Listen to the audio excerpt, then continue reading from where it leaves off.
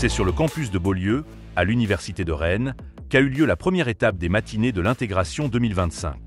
Organisé par Smart Intégration Mag, cet événement réunit experts et professionnels autour des innovations connectées du bâtiment. À Rennes, cette première rencontre a mis l'accent sur deux grands enjeux. Le maintien à domicile et l'évolution des structures d'accueil, mais aussi la formation des intégrateurs face aux mutations technologiques.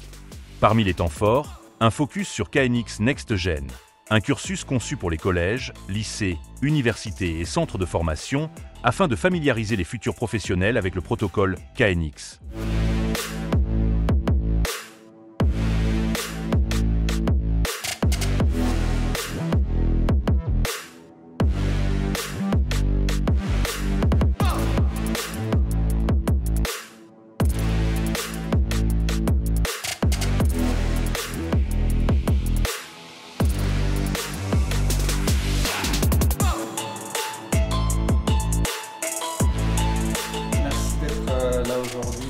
Matinée Smart Intégration, matinée de l'intégration. On va essayer de traiter une thématique qui a été introduite là dans le précédent et qui est un enjeu du quotidien pour tout le monde, c'est la question de la formation et évidemment dans le contexte des difficultés de recrutement, des difficultés à trouver des acteurs compétents sur le terrain.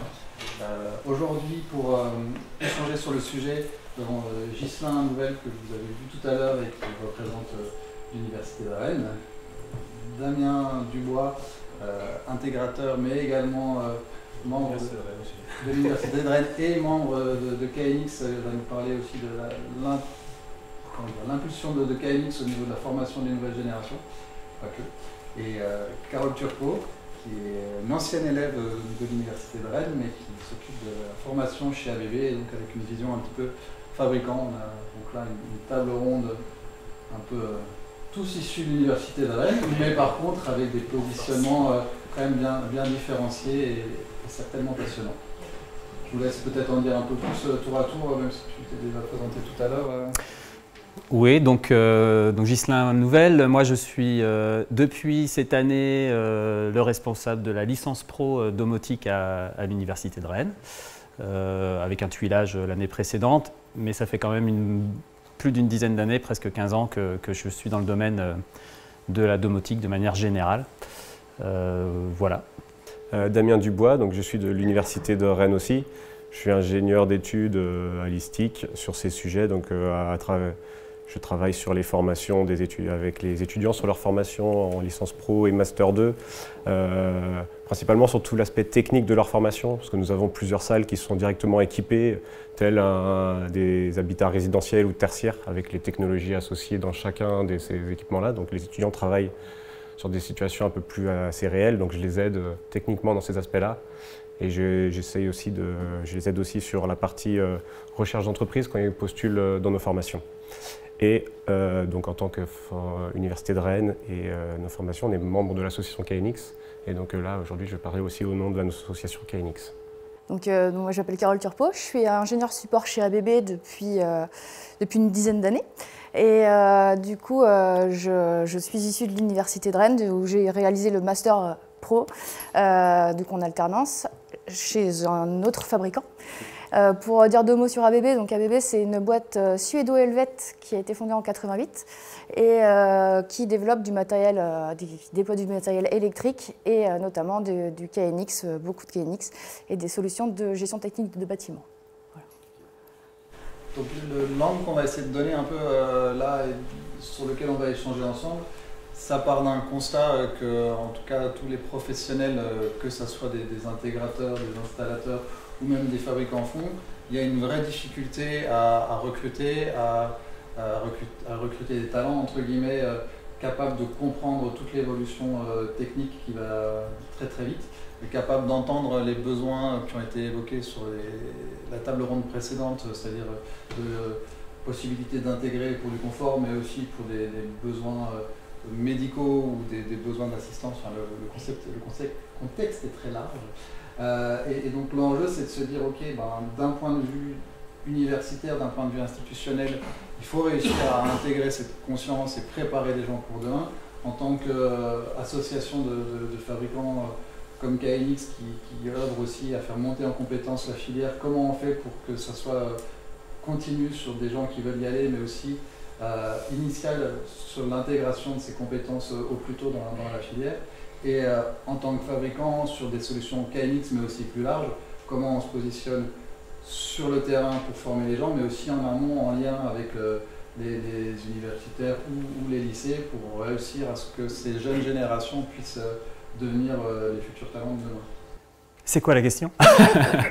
Non, en fait, je pense que pour la partie technologie, parce que quand tu parles de technologie, les différentes technologies, nous à l'université, très clairement, on ne peut pas les former à toutes les technologies, à tous les outils, parce que vous le savez, il y en a énormément. Donc ce qu'on essaye surtout, c'est de garder le cap sur l'ouverture et la capacité à être dans cet écosystème et à pouvoir passer finalement d'une techno à l'autre. Même si, évidemment, pour les former, il nous a fallu en choisir quelques-unes. Donc on a des formations sur le KNX, sur le BACnet par exemple. Mais on ne peut pas faire tous les outils, on ne peut pas faire toutes les marques et toutes les technologies. Donc ce qui est important, c'est plutôt qu'ils soient en capacité, nos étudiants à la fin, d'être autonomes dans leur manière de découvrir des nouvelles technologies. Parce que ce qu'ils font aujourd'hui ne sera peut-être pas la même chose que ce qu'ils feront dans 5 ans, mais dans 5 ans, ils ne seront plus avec nous en formation. Donc soit ils se forment en autonomie, soit je peux passer la main aux fabricants qui, eux, ont eux-mêmes leur formation. Mais en fait, ce qui est important, c'est qu'ils comprennent l'écosystème, surtout dans lequel ils se trouvent, quoi. C'est aussi des journées comme aujourd'hui, comme un témoignage comme celui de Laurence, là, à l'instant, que je trouvais très pertinent, qui nous montre que même si aujourd'hui, cette année en tout cas, je le disais, là, on n'a pas eu trop de formation sur la thématique du maintien à domicile spécifiquement, et bien là, cette intervention, en 15 minutes, elle nous a montré à quel point nos étudiants peuvent donner du sens aussi à leur activité par ce genre de sujet qui pourraient traiter. Là, il y en a un ou deux qui m'ont dit « Ah ouais, moi j'aimerais bien faire ça ». Donc oui, on voit déjà que c'est des choses qui portent et qui sont intéressantes. Donc voilà, la formation, ce n'est pas uniquement de la technologie, c'est un peu l'ouverture d'esprit à tout cet écosystème. Donc si je reformule, il y a vraiment plutôt un positionnement à dire de les rendre autonomes et capables d'aller chercher des solutions, oui. Mais aussi d'être, comme on le fait là, un peu un lieu qui pousse à prendre conscience qu'il faut être en lien avec les besoins, avec les utilisateurs, et que ça c'est essentiel, quoi. C'est exactement ça. Donc là, il y avait une question en fait, c'est comment vous vous positionnez, soit en tant qu'institution, soit en tant qu'association de fabricants ou fabricants, sur la question de la formation pour faire monter en compétence une filière qui en a besoin. Alors au niveau de... Alors, moi j'ai partagé mon expérience en tant que support technique. J'ai été confrontée à beaucoup de problèmes. Mes clients, ce sont des intégrateurs. Et donc, il est essentiel qu'ils soient bien formés. Comme ça, après, il y a moins de travail au support technique. Mais voilà, et donc, après, on propose des solutions, que ce soit ABB ou d'autres marques. Et il est important que les intégrateurs prennent bien en main les outils pour en exploiter le plein potentiel. Et je pense que voilà, pour pouvoir appréhender ces produits-là, il est essentiel de pouvoir former nos clients et nos partenaires sur ces enjeux-là. Donc si je reformule un peu, il y a forcément en tant qu'au front, entre guillemets, en tant que support technique, on se dit que c'est important que les gens soient formés et compétents à ce qu'ils utilisent, forcément, parce que ça évite de devoir supporter des cas qui auraient pu être évités par le fait que les gens soient compétents, quoi. C'est ça. Oui, tout à fait. Ouais. C'est ça. On voit beaucoup de choses, on voit beaucoup de gens qui se lancent dans des produits, qui essayent de le faire marcher sans avoir forcément cette formation-là. Et des fois, qui ne voient pas jusqu'où le produit peut aller. Et donc, passer par la formation permet aussi de voir des fonctionnalités qu'ils n'auraient pas pu découvrir par eux-mêmes. Je pense. C'est un peu une des postures essentielles chez KNX de dire que globalement on peut être intégrateur, en tout cas afficher le fait qu'on soit intégrateur certifié à partir du moment où on se forme. Peut-être nous en dire un peu plus. Oui, comme beaucoup de monde le connaît, KNX a tout un parcours de formation professionnelle pour être certifié. KNX Partner, KNX Advance, enfin Partner pour le premier niveau, Advance ou KNX Tuteur pour délivrer des formations KNX. Et en plus de ça, donc là, on va plus chercher le monde professionnel, même s'il y en a certains dans certaines écoles qui le font. On va chercher quand même plus le côté formation professionnelle de l'intégrateur, de l'installateur. Et en plus de ça, donc là, ils ont un nouveau dispositif de formation maintenant qui est à destination justement des écoles, du collège, lycée, voire université, toutes les écoles en fait ou organismes de formation. C'est le KNX Next Gen, donc Next Génération, qui va alléger, on va dire, tous ces processus de formation, mais qui est officiel par KNX. Donc au moins, ça donne des bases de cours théoriques et pratiques à mettre en place pour les écoles, pour les enseignants, qui est allégé en termes de matériel, parce qu'on n'est pas obligé d'investir dans du matériel lourd. 1 ou 2 produits suffisent, après on peut travailler avec des outils virtuels. L'enseignant n'est pas obligé d'être KNX tuteur, donc c'est pareil pour l'école, c'est pas un investissement qui est lourd en termes de formation pour les enseignants. Une formation KNX basique suffit pour l'enseignant et ça leur donne un certificat KNX nouvelle Next Gen aux jeunes, à l'étudiant, aux collégiens, aux lycéens, qui lui permettra potentiellement déjà de lui donner envie de continuer dans ces technologies-là, parce qu'on a besoin d'avoir aussi du monde qui va continuer dans ces formations. Ghislain saura nous le dire, je pense, plus tard aussi, mais nous, on manque aussi de plus en plus de candidats pour arriver dans nos formations, ce qui est paradoxal vu le besoin sur le terrain. Mais donc, c'est pour leur donner envie à eux de suivre dans ces formats-là et potentiellement aussi de leur dire si plus tard je veux passer les vraies certifications KNX, eh ben, je pourrais le faire de manière plus rapide, plus condensée, parce que j'ai déjà un niveau KNX Next Gen. Donc je pourrais passer une certification basique, par exemple, en format condensé sur 2 jours ou d'autres choses. Voilà, c'est pour donner des compétences et de l'envie sur ces technos-là dès le plus jeune âge.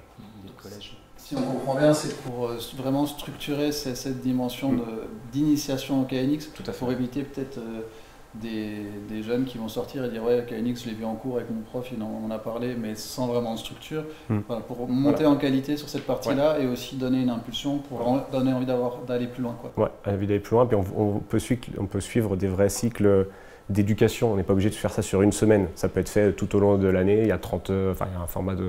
En phase avec le temps scolaire. Exactement. C'est ça qui est plus intéressant. C'est une réflexion forcément sur un niveau bac plus qui peut arriver. Est-ce qu'il y a aussi du lien avec des BTS, des licences pro où forcément on va pouvoir l'introduire très tôt? Même avant. En fait, je pense que tout l'intérêt, c'est que ça arrive à un niveau collège-lycée. Parce qu'en fait, ce que disait Damien, on se rend compte qu'on a de moins en moins de candidats postulants à nos licences. Alors pour plusieurs raisons, on peut réévoquer le fait que les IUT par exemple en GE2I sont en 3 ans désormais. Donc en gros, les jeunes des IUT ne viennent plus chez nous. Ils restent dans leur année, dans leur but. Les BTS qu'on recrutait, qu'on recrute toujours, sont de moins en moins nombreux. On le voit, là, ceux qui sont venus nous voir aux portes ouvertes nous disent qu'ils ne sont plus que 8 ou 10 dans leur promotion. Donc ils sont de moins en moins nombreux. Et alors si je me dis qu'ils sont moins nombreux dans leur BTS, alors il y a peut-être un effet démographique, mais il y a peut-être aussi un effet manque de culture et de connaissances plus jeunes sur les sciences ou sur les technologies. Et peut-être, c'est un grand peut-être, peut-être que le fait de leur faire expérimenter dès le lycée, dès le collège, des technologies de domotique avec KNX Next Gen par exemple, permettrait de leur dire « Ah tiens, peut-être plus tard j'aurai envie de faire ça ». Et pourquoi pas avec, encore une fois, un témoignage qui a du sens sur, tiens, on peut aider les personnes en situation de dépendance grâce à ces technologies-là, donc ça fait du sens, donc c'est intéressant. Ça peut créer peut-être des vocations. Tout ça, je mets des guillemets, j'en sais rien, je ne suis pas devin, mais je sais qu'en tout cas, ce qu'il faut, c'est qu'on puisse donner envie d'aller vers ces métiers beaucoup plus tôt. Parce qu'aujourd'hui, on voit bien qu'en BTS, on manque de... Je dis BTS parce que c'est la plupart de nos recrutements, en fait. On manque de candidats, quoi. Et donc, il y a une situation où, professionnellement, on manque de gens qualifiés, et de l'autre côté, on manque aussi de candidats. Paradoxal. C'est paradoxal, ils passent où? Ouais. Ok. Et donc, là, on se rend compte qu'il y a vraiment un intérêt à, le plus tôt possible, faire prendre conscience qu'il y a du boulot parce qu'effectivement, il y a des besoins, pas uniquement chez le patron qui a du mal à recruter, mais sur le terrain ou aussi bien, là on l'a entendu sur la dépendance liée à la maladie de Charcot, il y a des cas d'usage réel où l'intégration technologique, c'est un besoin et donc il y a du boulot potentiellement intéressant, quoi. il y a évidemment aussi le changement climatique, hein, avec le développement durable, les économies d'énergie, les optimisations d'énergie dans le bâtiment. On sait tous que ce qu'on fait, ça sert à ça, en grande partie. Donc là aussi, ça donne du sens à nos activités, quoi. Et là, il y a une posture de KNX, association de fabricants, de se positionner là-dessus. Est-ce que chez un fabricant comme ABB, qui oui, fait de la formation pour ses clients, il y a aussi une volonté de se dire comment aller en tant que partenaire d'université ou peut-être même partenaire d'autres contextes, donner l'envie, donner l'impulsion de faire monter en compétence les gens? Est-ce que c'est quelque chose qui est évoqué chez un fabricant comme ABB ou Alors, je n'ai pas totalement toutes les réponses à ces questions-là, mais en tout cas, même avec David, on le fait un petit peu, puisqu'on vient à chaque année à l'université pour parler d'ABB durant la semaine de séminaire. Donc, il y a cette volonté-là d'aller vers, de faire découvrir en tout cas l'entreprise pour les étudiants, quoi. Et je voulais revenir à ce que Damien tout à l'heure disait, c'est par rapport à prendre le KNX très tôt. Moi, c'est grâce à une option que j'ai choisie en troisième année, donc j'ai fait ma licence, qui m'a fait découvrir pour la première fois le KNX et qui m'a donné après envie d'aller vers le master et de poursuivre là-dedans. Et je pense que NextGen, c'est un très bon outil parce que la certification basique, elle n'est pas accessible tout de suite.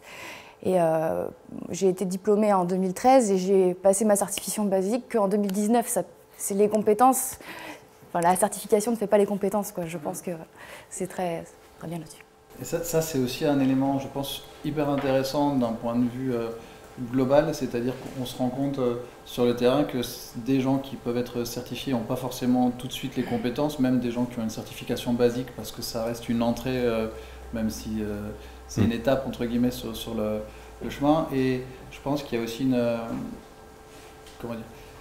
un rôle au niveau des institutions, aussi bien que des associations, d'embarquer les élèves, les apprenants dans la volonté, mais aussi au niveau de la société civile et des bureaux d'études et des architectes, d'amener cette culture, parce qu'on parle là de formation d'élèves, mais il y a aussi, je pense, toute une dimension de former et de faire monter en compétence des acteurs de toute une filière.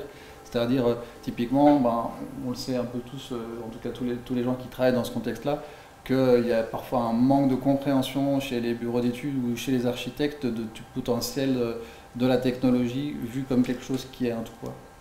Donc est-ce qu'on arrive à s'adresser à cette cible-là aussi? Alors peut-être qu'en tant qu'université, ce n'est pas la cible prioritaire, mais en tant qu'association, alors en tant que fabricant, il y a parfois aussi des démarches qui sont faites, mais parfois plus sous un angle commercial que sous un angle de formation. Est-ce qu'on peut réfléchir à ça, parce que je pense que c'est aussi quelque chose d'essentiel de faire monter en compétence en mode formation continue, entre guillemets, les acteurs de la filière, quoi. Peut-être pour faire l'entre-deux, vu que je suis Université de Rennes et KNX, nous c'est ce qu'on essaye aussi de dire régulièrement aux étudiants, on les forme, on les amène à toucher à certaines compétences sur plusieurs technos, multi-techno, multi-constructeurs. Mais en fait, après, c'est tout au long de leur carrière qu'ils vont continuer à se former régulièrement parce que pour être à chaque fois, pour maîtriser en fait à chaque fois certaines subtilités, comme tu disais, du nouveau produit ou de la nouvelle techno ou d'autres choses, en fait, si on veut savoir l'intégrer correctement, c'est pas totalement qu'on va trouver tout dans les docs techniques, c'est aller aussi se former régulièrement. Donc il y a la techno en général, mais il y a aussi certaines subtilités produits et fabricants à prendre en compte. Et je pense qu'au fur et à mesure du temps, il faut continuer à se former très régulièrement pour monter en compétences, alors soit sur des technos, soit sur des spécificités de produits fabricants. En tout cas, c'est mon point de vue. Tu dis que vous, potentiellement, vous faites très bien comprendre que c'est une nécessité de se former, d'aller chercher les infos. Ça reste une démarche proactive, entre guillemets, et qui doit devenir un réflexe et que vous essayez d'impulser chez les étudiants. La question là, c'était un petit peu, est-ce qu'on peut aussi sur la filière commencer à réfléchir à des formats plus courts destinés à ce type de cible-là qui donne envie à un architecte ou un BE de dire tiens, je peux aller passer 3-4 jours, pas forcément uniquement sur KNX, mais sur cette compréhension-là. Je pense que là, je lance un peu un sujet, c'est-à-dire est-ce qu'on arrive à mettre un peu des choses en route, être force de proposition, parce que je suis sûr qu'en face, il y a un public qui dit bah oui, effectivement, on parlait tout à l'heure avec Thében de la question de la protection solaire qui est très peu maîtrisée alors qu'il y a des super solutions techniques qui existent. Est-ce qu'on peut, sur ce genre de format-là, créer du laboratoire, de l'expérimentation, de la formation sur des formats courts? Est-ce que c'est des sujets sur lesquels vous seriez susceptible de vous positionner? Alors, j'avoue qu'il y a quelques années, quand j'étais pas encore sur le statut d'enseignant, je gérais une plateforme à l'université en fait, qui était support aux entreprises. Et c'était un des objectifs qui était d'apporter justement des connaissances de base sur ces métiers du bâtiment intelligent, du smart building, aux entreprises qui le souhaitaient, qui pouvaient être des entreprises de fabricants ou de start-up qui voulaient se mettre à développer un produit. Je sais pas, un radiateur connecté par exemple, j'ai accompagné une entreprise là-dessus. Ou alors, pourquoi pas, oui, des architectes, des bureaux d'études qui se disent tiens, on aimerait bien en savoir un peu plus. Ce qui est compliqué avec les architectes, c'est que pour beaucoup, en fait, la technologie numérique, c'est pas leur dada, quoi. Pour autant, on a travaillé en 2018 sur un projet qui s'appelle le Solar Décathlon. Je ne sais pas si vous avez connu ça, compétition internationale. Et donc l'équipe de Rennes était constituée de l'école d'architecture de Bretagne, l'ENSAD, avec des enseignants donc architectes, et puis nous pour la partie domotique, l'INSA pour le thermique, donc c'était un ensemble d'écoles. Et en fait, ça a été un projet très intéressant pour justement croiser en fait nos filières et se mettre à discuter vraiment ensemble de ces sujets. Et ce qu'on s'est rendu compte, c'est que quand on discutait, on arrivait en fait à confronter nos idées, et puis finalement les archis sont complètement contre avoir de la domotique. Bon, c'est sûr que c'est ceux qui veulent faire du développement durable, c'est un peu plus dur des fois d'amener du numérique. Mais quand on leur explique ce que nos solutions permettent d'économiser en termes d'énergie, en optimisation de confort et d'énergie, eh bien, ça peut commencer à les intéresser. À l'inverse, je fais venir ces architectes pour parler à nos étudiants numériques. Il y a des Master 1 je sais pas, ou des Master 2 qui sont là. L'année dernière, ils ont eu l'intervention d'un architecte bioclimatique et d'un bureau d'études thermiques. Et en fait, c'est presque l'inverse, c'est que ces gens-là ont amené un petit peu leur connaissance du bâtiment, parce que je considère qu'il n'y a pas que la domotique dans le bâtiment, il faut travailler le bâtiment dans son ensemble, et que c'est intéressant en fait qu'ils aient cette connaissance-là. Et ensuite, comme ça, en discutant avec les architectes, ils peuvent voir quelle est leur place en fait dans la gestion, dans la GTB et dans l'optimisation. Ça, c'est intéressant. Donc ça veut dire que j'ai quand même des archis qui veulent bien venir témoigner auprès de nos étudiants dans le numérique. Donc ils ont conscience que ça peut apporter quelque chose aussi, quoi.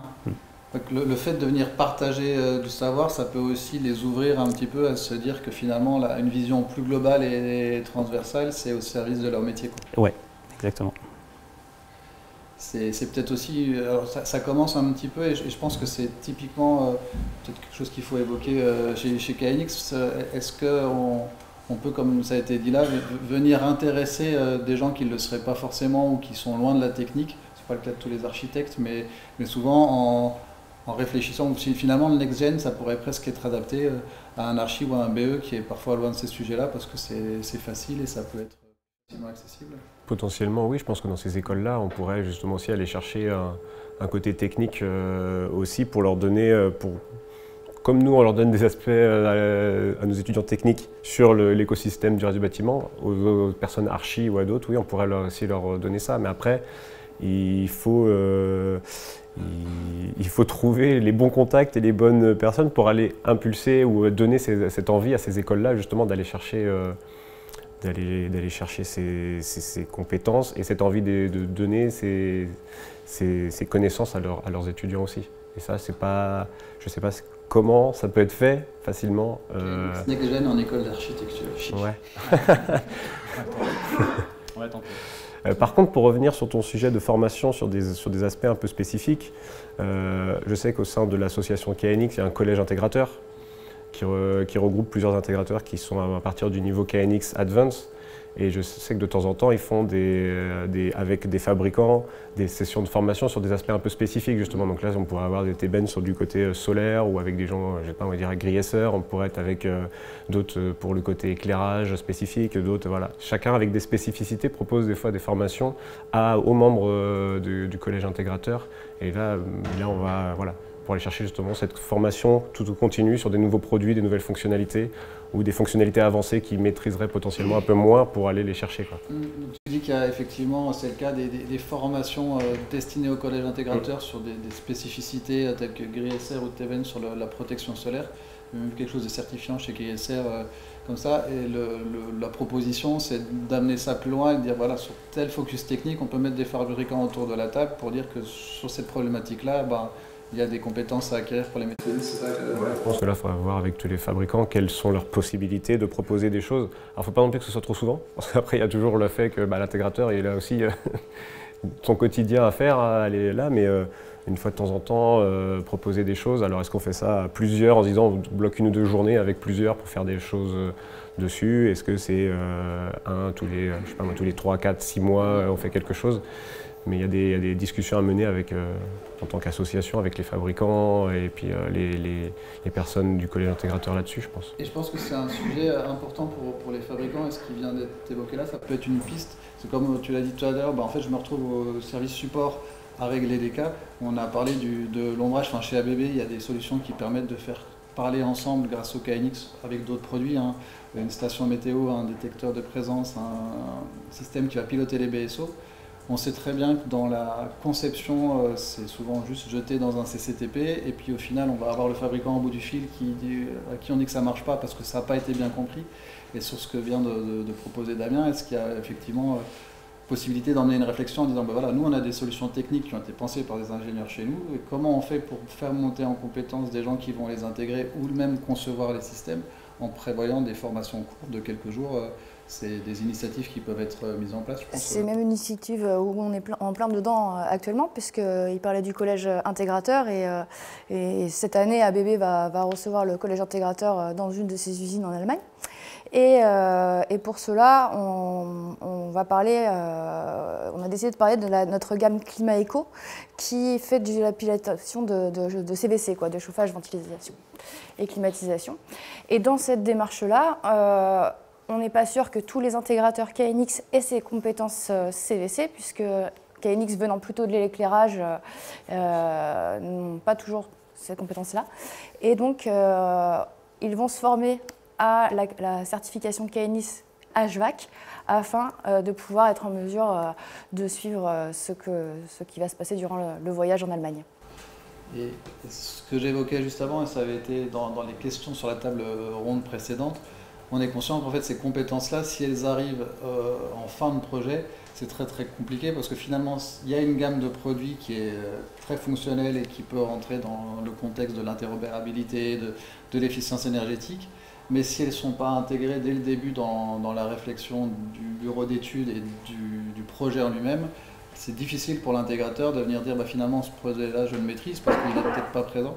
Et donc là, la question là, elle était un petit peu, est-ce qu'on peut envisager sur ces retours d'expérience et ces formats-là, réussir à aller faire monter en compétence une filière de bureaux d'études, par exemple, en leur disant voilà, sur cette typologie-là, on a des solutions techniques que vous devez comprendre parce que c'est important de les comprendre pour mieux les intégrer et pas juste mettre dans un cahier des charges que finalement ça doit être interopérable sans en comprendre vraiment la réalité concrète, quoi. La question c'est est-ce qu'il y a moyen d'aller chercher ces acteurs-là avec cette typologie de formation-là, quoi? Alors je pense que oui. Après il y a aussi tout un travail à faire au niveau parce que les BE ils sont présents dans toute la France, et donc on peut pas, une petite équipe en GTB chez ABB, donc c'est aussi important que nous en interne, on forme également nos commerciaux locaux pour qu'ils puissent avoir ce partage d'informations. Ce n'est pas important pour eux de connaître techniquement comment ça marche, mais de savoir ce que ça peut apporter. C'est ça l'essentiel. C'est pareil pour un bureau d'études. Je ne pense pas qu'il n'a pas besoin de savoir programmer l'automate terminal, mais il a besoin de savoir ce qu'il est capable de faire, quoi. Et c'est ça qui, je pense qu'il faudrait vraiment pouvoir déployer plus facilement, quoi. Une exogène pour les bureaux d'études, quoi. Ouais, c'est ça. Okay. Il y a aussi quelque chose là qui a été vraiment intéressant dit par toi, Carole, c'est que les équipes commerciales et la force de vente, entre guillemets, est aussi concernée par cette montée en compétences, et ça devrait presque être un réflexe de pouvoir accompagner les commerciaux pour que ce ne soit pas seulement des commerciaux, parce que c'est important de faire du commerce, mais aussi qu'ils soient compétents techniquement pour cette partie-là. Est-ce que Tu disais tout à l'heure, c'est difficile d'emmener des gens dans nos formations. Et on le disait tout à l'heure, c'est difficile pour les fabricants de recruter des gens qui soient bons techniquement. Cette dualité, voilà, fabricant, commerce, technique, études, elle emmène à comment faire en sorte, par exemple, quelqu'un qui était orienté un peu BTS commerce pourrait se dire finalement en fait moi je vais aller en licence pro domotique parce que je me dis qu'en fait c'est un business super intéressant. Et donc on parlait de donner envie, c'est comment aussi dire la technique c'est beaucoup plus large que juste faire du code ou brancher des fils, c'est tout un écosystème où il y a des besoins du terrain, mais il y a aussi des fabricants qui ont un potentiel intéressant d'un point de vue professionnel en fait. Et est-ce que c'est voilà, un axe où finalement des gens qui se destinaient peut-être à du commerce, qui avaient une petite fibre technique, on peut aller les chercher parce que ça peut... Ouais. Ce serait du technico-commercial quelque part. Alors, bon, pour répondre moi dans mon cas, dans notre cas particulier de la formation ici en licence pro, en troisième période, en fait, normalement, bon, cette année c'est un peu particulier, mais normalement on offre une spécialisation, donc soit spécialisation intégration, plus technique, soit une spécialisation commercialisation. Donc là, on a un intervenant extérieur professionnel qui vient donner des cours de commercialisation, donc création de services, création de valeur, etc. C'est pas mon métier. Mais en gros, voilà, ils peuvent être formés à ça. Par contre, malgré tout, chez nous, ça reste avant tout des techniciens qui vont être formés en réseau IP, qui vont être formés en sécu, en protocole de communication.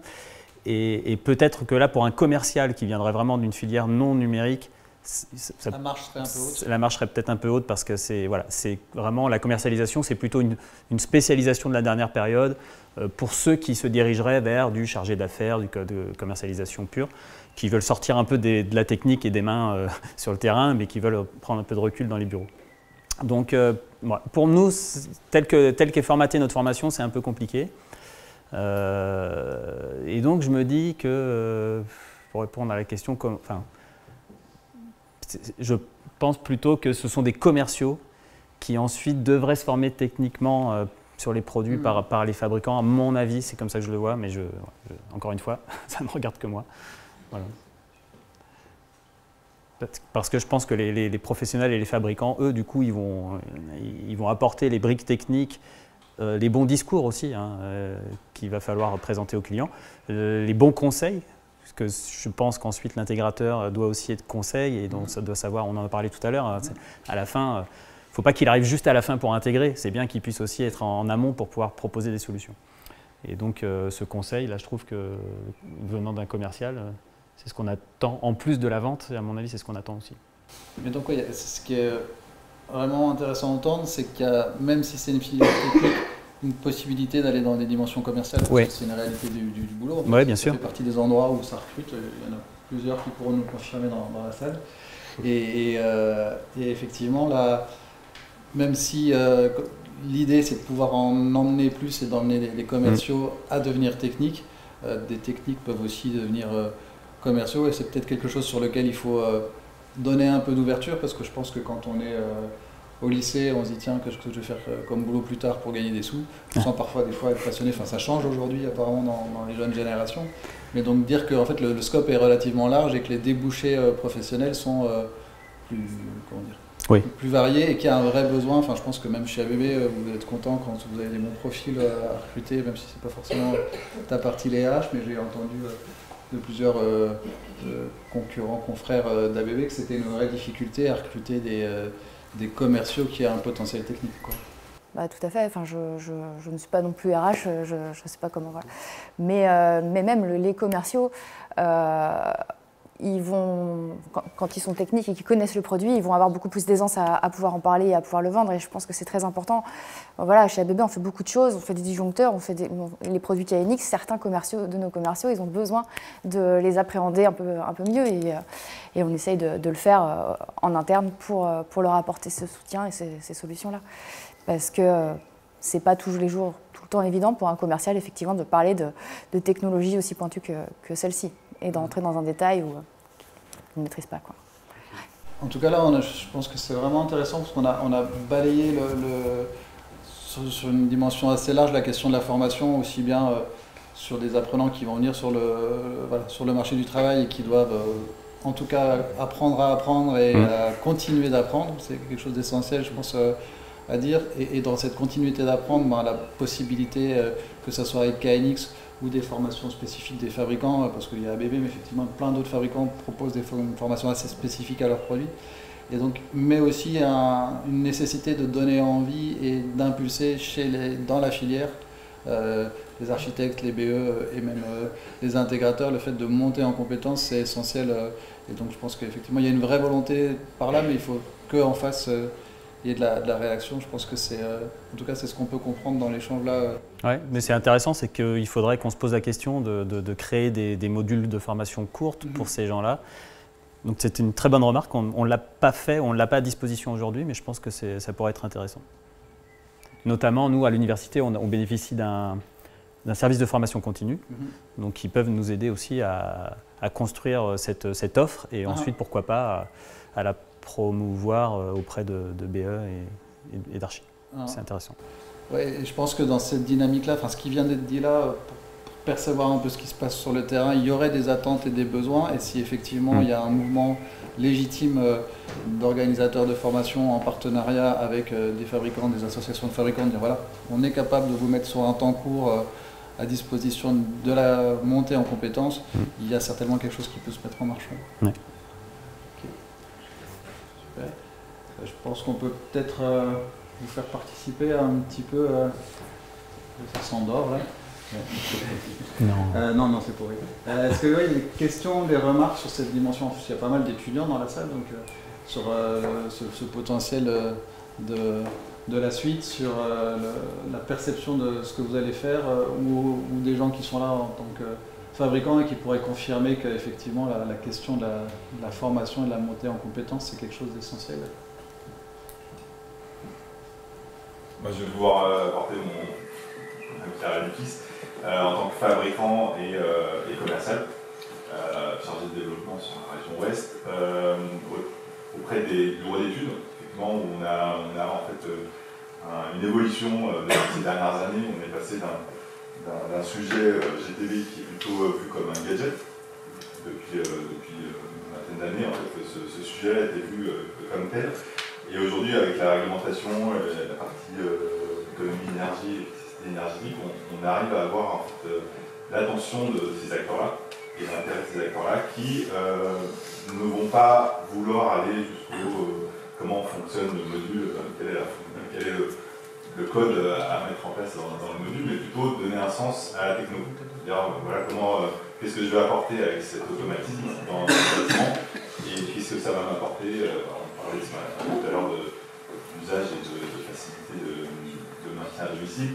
C'est vraiment ces fonctionnalités, ces cas d'usage qu'on doit apporter au-delà de l'aspect technique. Compréhension fonctionnelle. Exactement. Pour qu'il y ait un sens, qu'il y ait un réel sens et que ces personnes s'intéressent au sujet. Alors après d'ailleurs, on est formé sur une technologie, mais on est plutôt sur la communication du niveau d'automatisation dans le bâtiment et ce que ça peut apporter au niveau énergétique, au niveau dépendance, au niveau facilité d'économie du bâtiment. Et que le bâtiment s'adapte à l'usage par rapport à un locataire qui fait de l'informatique. Demain, on va avoir un cabinet d'avocats. En fait, il faut que le bâtiment puisse s'adapter à tous ces usages-là, qu'ils soient fonctionnels ou énergétiquement. Donc c'est vraiment dans ces discours-là qu'on a auprès de ces acteurs-là, auprès des clients finaux, auprès des bureaux d'études, des AMO, et on n'est plus comme il y a quelques années où on était à citer une spécificité technique, des caractéristiques techniques en lien avec un produit. On est vraiment sur cette fonctionnalité et se donner un sens à la technique. Et pour rebondir avec ce que disait Ghislain, s'il y avait entre guillemets disponible la possibilité d'aller sur des formations courtes qui permettraient ce genre de compréhension fonctionnelle, est-ce que des acteurs fabricants auraient tendance à inciter dans leur réseau de prescription, en disant voilà, nous on a un écosystème matériel, mais allez à l'université de Rennes ou Strasbourg ou au CNAM ou que sais-je, parce que sur ce temps court, vous allez pouvoir comprendre ce qu'on vous propose et ensemble on va pouvoir faire quelque chose. Ça a du sens que vous soyez un relais de ce genre de...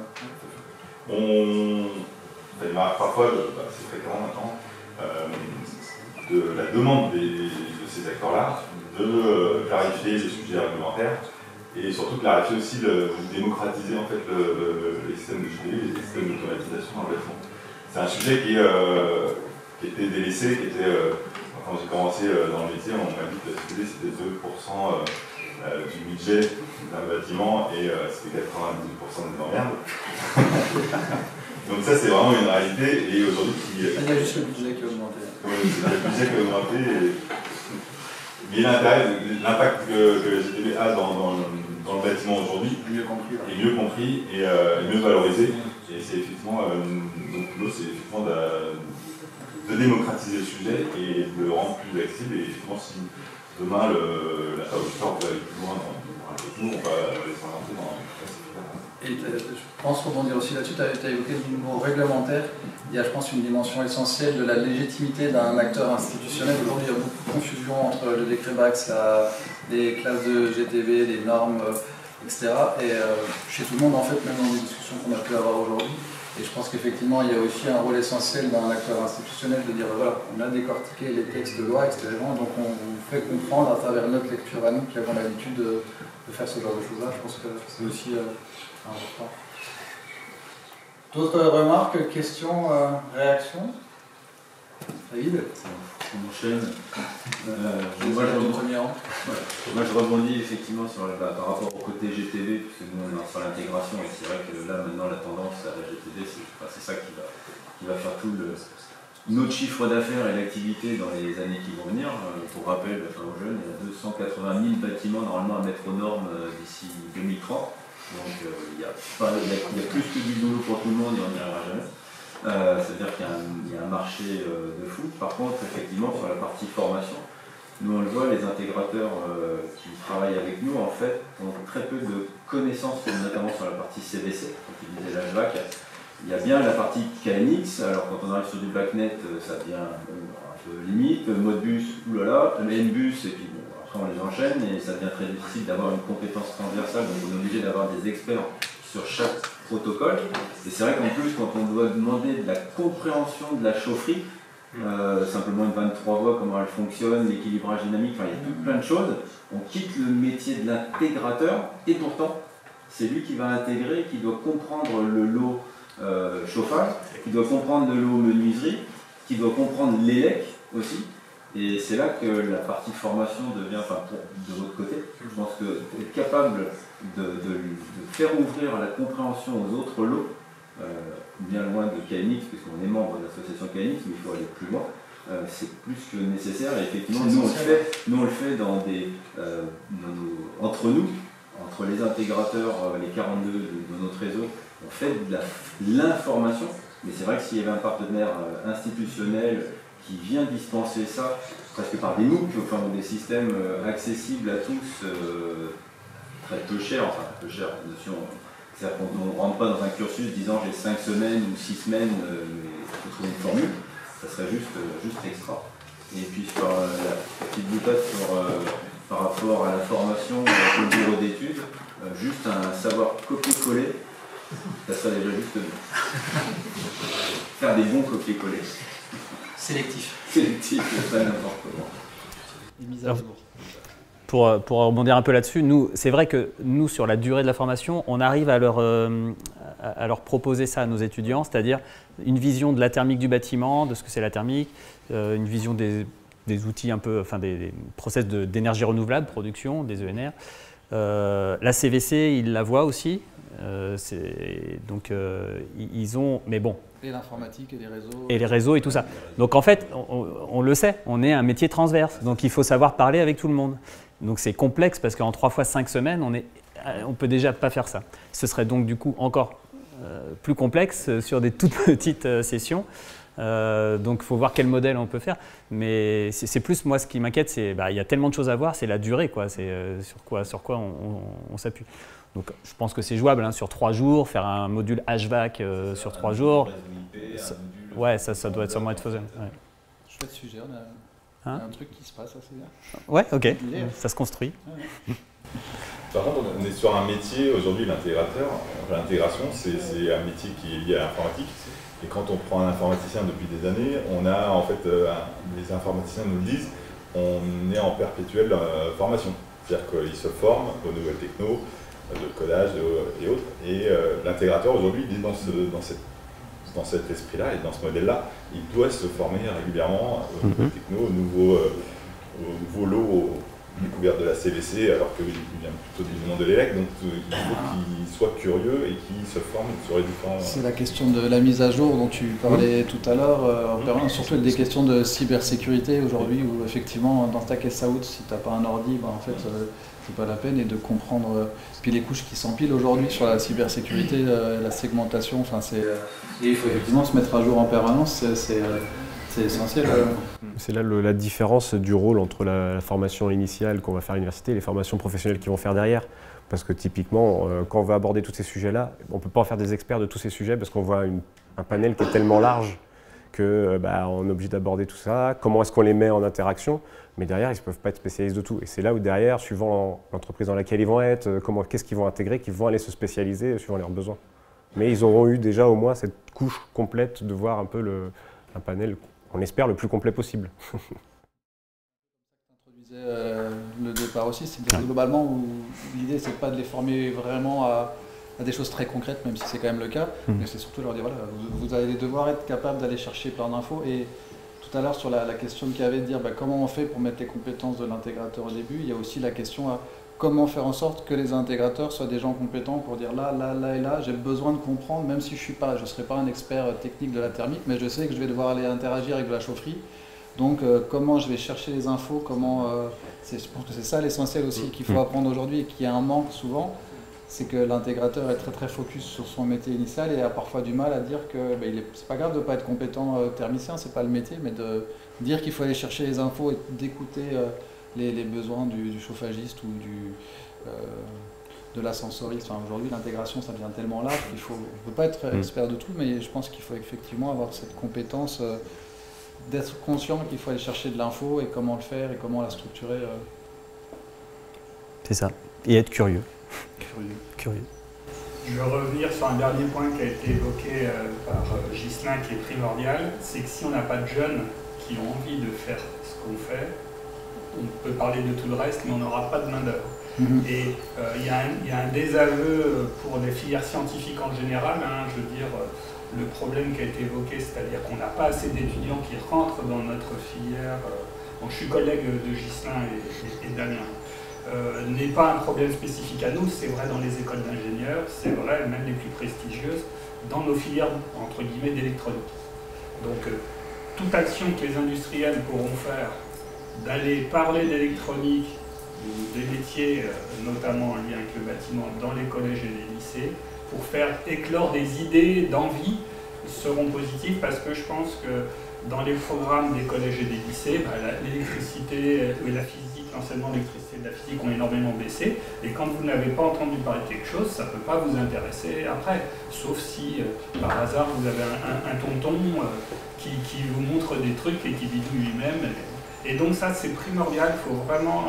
notre problème à nous dans les écoles d'ingénieurs, parce que on monte des projets justement en lien avec l'INSA, en lien avec toutes les écoles de Rennes, pour aller trouver un peu d'argent et de temps pour aller faire des choses dans les lycées et les collèges. On demande aux industriels de nous y accompagner, mais je pense que toute initiative des industriels est bonne. L'initiative KNX Next Gen de tout à l'heure est parfaite là-dedans. Il faut multiplier toutes les occasions qui sont possibles. Et je le dis à tout le monde, parce que et dans le journal aussi, dans le journal, le magazine, là, il faut faire prendre conscience aux industriels qu'il y a un vrai problème.